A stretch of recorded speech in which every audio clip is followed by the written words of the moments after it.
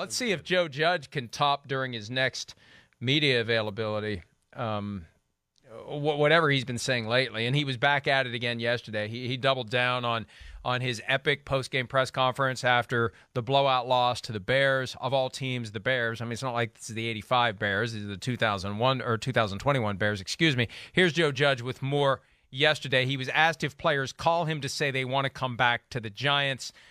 He insisted that they do. Here's what he had to say yesterday.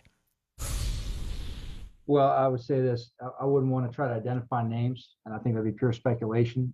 Look, it's a small league. Keep in touch with a lot of players we've coached elsewhere. You know, there's very things that we're very careful with tampering, and we never try to get anything in that mix. But look, everyone supports each other. You know, you have guys have good games from across the way. You may shoot them a text and say, hey, man, like the way you played, a certain technique or a certain play, keep it going. Guys will reach back out to you. Look, there's a number of players that have been here through the years. I'm not going to go into individuals right now. I'm not going to try to open up that, kind of chapter of, guessing of what it may be. But I just know that, we have a strong culture. There's players from other teams that I know reach out to our players currently. Have reached out to me as well through different avenues. Nothing that needs to be looked into or anything of that nature. But look, I know it's a place that players want to play. Okay. I know it's a place that players want to play. It's a place a lot of players are going to want to play for a long time. So I'm going to leave it at that. People ask me a direct question, I give direct answers. So, whoever's listening is going to get a dose of the truth. And, I was honestly answering to the fans. That's what the question was asked for. But obviously, the response can apply to a number of different areas. Joe, do you have any regrets about any of yesterday's comments? No. Hey, Chris, your guy Joe Judge is going to talk his way out of a job if he keeps that up. That's some dangerous stuff that he's talking about. He's basically admitting to tampering without getting into any specifics. He's admitting that he communicates with players from other teams who are expressing an interest to come play for the Giants. That to the extent that the NFL cares about it, and you never know when they care about it, they only care about it when they decide they care about it.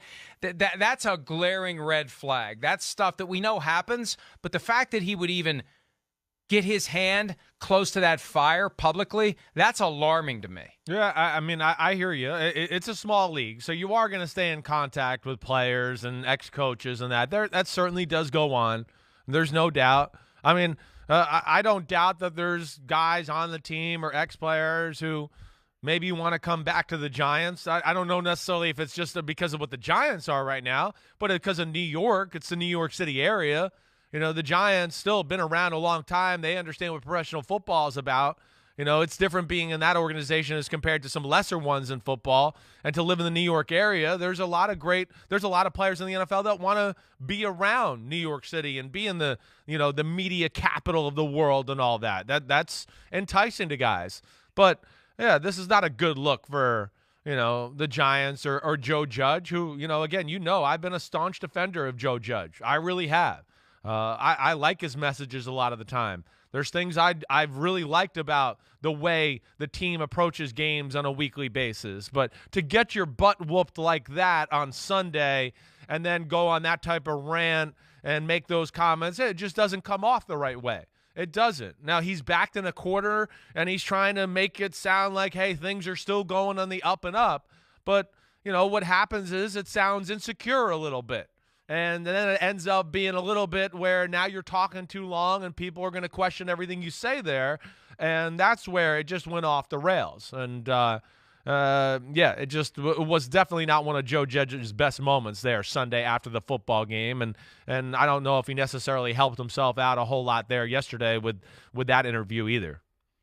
Chris, this comes off as a guy who hasn't gotten an assurance that he's going to be back. It's been reported that he'll be back, but he hasn't gotten that assurance directly from anyone with the organization. Why else would you feel compelled to engage in this public defense of what you're doing? You don't have to if you've been told that you're coming back. Am I wrong? No, you're not. You're not wrong. But I think it's the publicity around it, too, that you're fighting against. He might feel comfortable from whatever the Mara family told him or Mr. Tisch told him, but he still understands there's a very strong fan base and media base out here that follows the Giants that's questioning those things.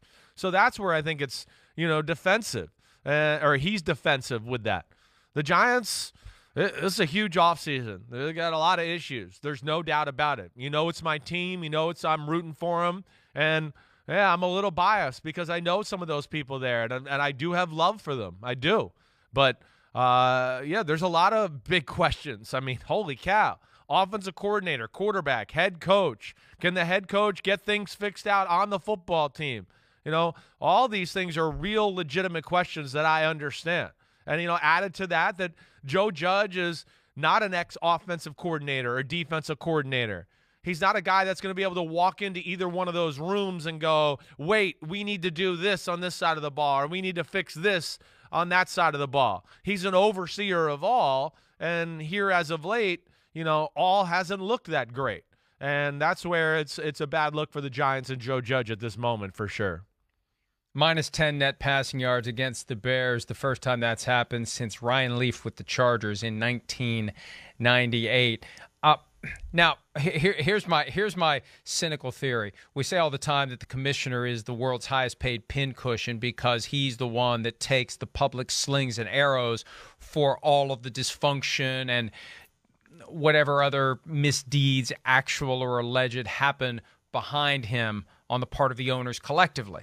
Well, you know, the more I think about the situation with the Giants and ownership of the Giants and how the Maras like to handle everything from behind the curtain, so they're not the ones on the back pages of the tabloids.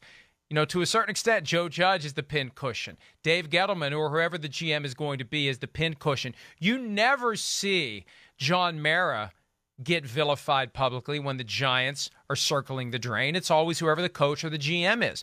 They are the ones who are the public scapegoats.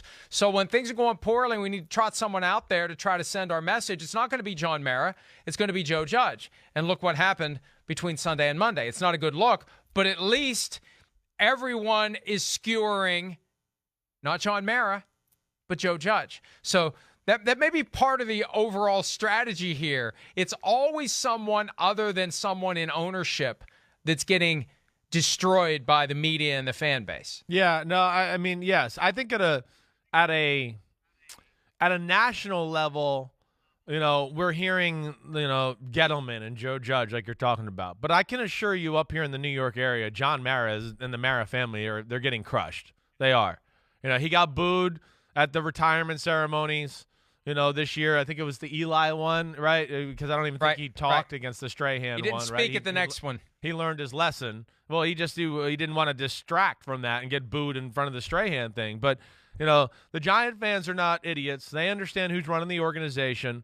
They are certainly all over the angle of what you're talking about as far as, hey, to the Mara family, does Mr. Mara have his hand in the cookie jar too much here? And, yeah, that's a legitimate question up here. So he's not getting off the hook that way. But on a national level, yeah, maybe to a degree. There's no doubt. But, man, yes, the Giants got issues. They do. You know, and again, I understand Joe Judge, Maras, they've made their mistakes. You know, the product on the field certainly not impressive. I mean, they couldn't even block the Bears the other day. They can't even block them. You know, so it's just there's not one area you look at right now with the Giants and go, oh, wow, there's a real bright spot they can build on. You know, they got some things that I like, but there's a lot more question marks than answers right now, and that's why it's going to be an unbelievable offseason, and we'll see how this thing finishes out, you know, for the New York Giants. But go ahead and promote somebody from within the current front office to be the new GM since, you know, only Dave Gettleman is responsible for evaluating and selecting these players who can't get it done for the New York Giants. I have a feeling that they're going to continue on this path of dysfunction. Hi, I'm Mike Tirico, and thanks for watching. Make sure to hit subscribe for the latest news and highlights from NBC Sports.